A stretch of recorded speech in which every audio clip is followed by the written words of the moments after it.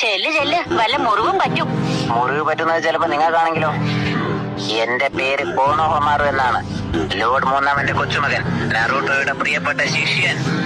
നരൂട്ടോടെ എന്താണ്? എന്താ മതിയായോ? നീയൊക്കെ എന്നെ വെല്ലുവിളിക്കണമെങ്കിൽ ഇനിയും ഒരു 100 വർഷം കഴിയണം.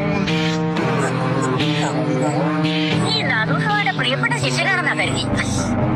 എന്നാൽ നീ എന്നെ നിരാശപ്പെടുത്തി കളഞ്ഞു. ഇതെന്ത് ജുട്സു ആയിരുന്നു? അതവർ നറൂട്ടിൽ നിന്നും പഠിച്ചെടുത്തുവാ.